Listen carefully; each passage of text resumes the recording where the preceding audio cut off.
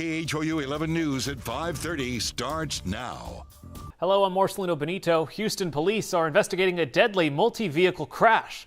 It happened overnight on the Gulf Freeway near Scarsdale. Investigators say one person died, another taken into custody for suspected DWI. Southbound lanes of the freeway were shut down for hours. Law enforcement officials say the holiday season is one of the deadliest times on Harris County roads. Brittany Ford looks at how officers are cracking down on driving while intoxicated.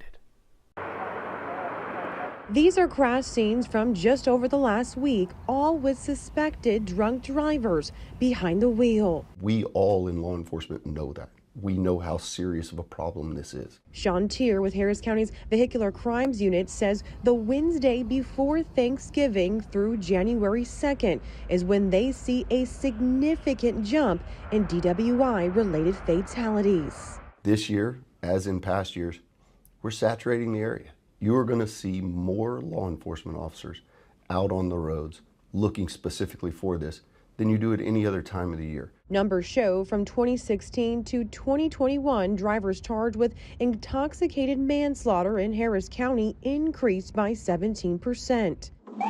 Tier says they've implemented several new policies to help ramp up enforcement, having prosecutors work around the clock to help officers process drunk drivers quicker. We're going to have a no tolerance policy on refusing a breath test. You are going to give us the evidence that you have in your body, be it through a breath test or a blood test. Sending this message to anyone who thinks they'll get away with getting behind the wheel impaired. Make the right decision before you leave your house. Because if you don't, we're going to make the final decision on where you sleep that night. Brittany Ford, KHOU 11 News. An investigation is underway after a body was found on the North Freeway feeder near Ritchie Road. Harris County deputies responded to the scene last night after getting reports of someone possibly being hit by a vehicle. However, it's still unclear how that person died. The House committee investigating the January 6th Capitol riots is set to make its closing argument tomorrow. During a meeting that will be televised, the panel is expected to vote on recommending criminal charges against former President Trump. Christian Benavidez has more.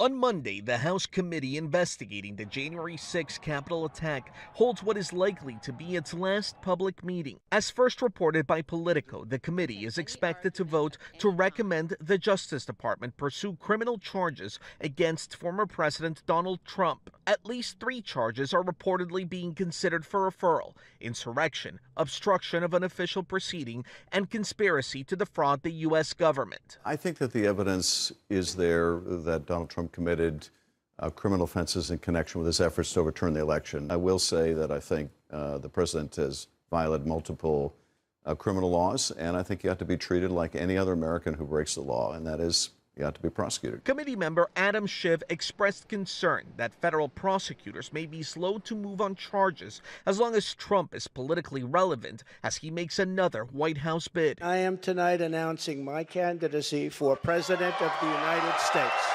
On his Truth Social platform, the former president wrote, "Republicans and patriots all over the land must stand strong and united against the thugs and scoundrels of the Unselect Committee." Separately, the House Ways and Means Committee is also expected to meet soon to decide whether to release portions of Mr. Trump's tax returns, which he has resisted for years.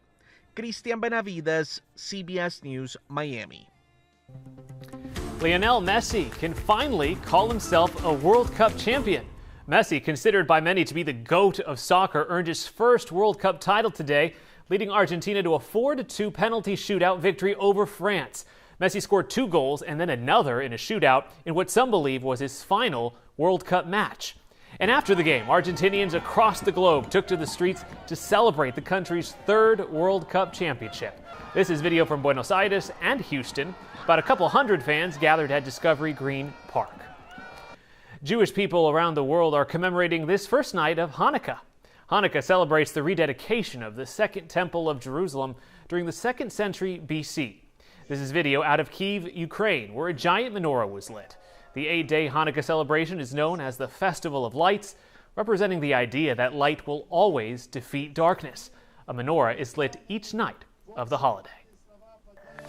To the weather now. It's been a beautiful Sunday. Clear skies, cool temperatures, but big changes are on the way. Meteorologist Tim Pandagis joining us now. Tim, rain tomorrow, then a big blast of Arctic air later in the week, right? That's right. We're going to start the week and end the week on an active note. In between, quite quiet and a little bit milder, too. Today's highs topped out about 10 degrees below where we should be. In the mid-50s, 65 is the normal for this part of December. Overnight lows dropped to around freezing at the airport, even cooler off to the north. And this is just a taste of what's to come by week's end. In fact, these numbers up to the north, the 20s, will likely go all the way down to the coast and stick around for quite a few days. Now, we've got clouds on the increase now as our storm system that'll bring us rain tomorrow is starting to gather. With the increase in cloud cover, we'll see temperatures which are now in the 50s only fall back about another 10 degrees into the mid-40s, so it won't be as chilly tonight as it was this morning. The clouds act as a blanket, insulating us, keeping us a little bit milder than we otherwise would be under clear skies. So going for a forecast low tonight around 44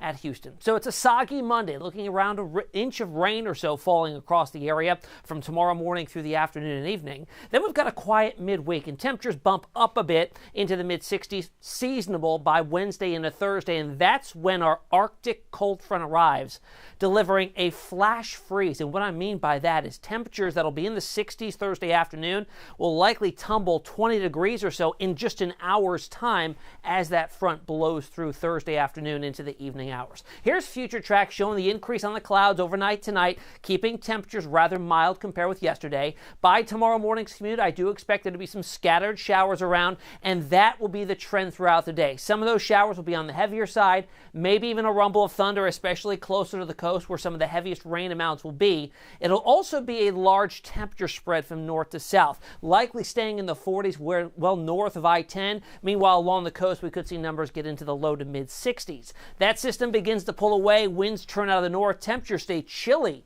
into Tuesday with lingering cloud cover in the mid-40s, but we won't do much in the way of warming up Tuesday afternoon, likely getting into the low 50s at best, some spots staying in the 40s. So chilly couple of days ahead. Rainfall totals with this system anywhere from a half inch, maybe up to an inch. Locally, higher amounts, especially I think along the coast. These numbers are probably a little bit too low there. The next 3 days after we get rid of the rain tomorrow, we've got a quiet period. Tuesday and Wednesday, temperatures will start to rebound a bit. 60 on Wednesday. I think we're a bit warmer on Thursday, but look what happens after that. 63 Thursday afternoon. And then we slice those highs nearly in half. These are forecast high temperatures. Friday not getting above freezing. 38 on Saturday. Christmas Day, even though milder, still about 20 degrees below normal, up to around 45 Sunday afternoon. Watch the front as it gets set up here well to our north Wednesday evening. It begins to just pour south as we get into Thursday morning, into the Panhandle up to 36 at Lubbock at this point. And then notice temperatures just crashing as we head through the day. By Thursday evening, we're down in the 30s by 9 o'clock. By Friday morning, into the 20s. Teens off to the north, below zero in Oklahoma. Northerly winds gusting at 40 miles an hour. That means wind chill values will likely get down into the single digits, and we don't get out of the 30s and 20s on Friday. So here's how it looks a little bit closer up. We'll start things off Thursday. Mid-60s here by 4 p.m. Thursday afternoon. There is the leading edge of the cold air to the north. Starts to pour south by Thursday night, down to 37 at 9 o'clock. And then look at these numbers by early Friday morning. In the teens out by Huntsville to College Station, 17 at Livingston, 21 Spring, Sugar Land down to 20. And then throughout the day on Friday, despite plenty of sunshine, temperatures likely staying below freezing. So check this out. Temperature-wise on Friday morning, as you saw, we're in the teens and 20s. Add in winds that will likely be gusting to around 40 miles an hour. And by 7 a.m. Friday morning, we've got wind chills in the single digits all the way far south to the coastline, with those winds really, really strong and just adding that bite to the air. We're not alone with this chill. By Christmas Eve morning at 7 a.m., everywhere shaded in blue will be at or below the freezing mark. You notice the only areas that won't be is Central and South Florida and Southern California and Southern Arizona. So this will be an epic cool-off for most areas. The threat for a hard freeze is there for us here in the Houston area, not only Friday morning, but again Saturday morning and even Christmas morning too, with forecast lows expected to be well below the freezing mark. So tomorrow's forecast, temperature-wise, in the low 50s. We've got periods of rain, that large temperature spread from north to south, 40s to 60s, with the rain showers around, and your 7-day forecast. There's a lot going on this week. Midweek, quiet first day of winter comes in at 60 degrees. Sunshine to start on Thursday, a brief increase in clouds with the arrival of that Arctic front. Temperatures tumble. We're going for a low of 18 Friday morning, 31 for the high. Look at the wind chill values through the day, 8 to 15 degrees. A cold Christmas Eve as well, coming off a low of 21 up to 38. And temperatures stair-step their way up a bit by Sunday, Christmas Day. Coming off a low Christmas morning of 26, but we should make it above freezing into the mid-40s by Christmas afternoon. Marcelino, we are just in for quite a ride this week. You got my attention at single digits. Thanks, Tim. And that's going to do it for now. Thanks for watching our webcast. We'll be back with your late news at about 10:30 tonight. Till then, remember to download the KHOU 11 app and stream us whenever you want on Roku and Fire TV. We'll see you tonight.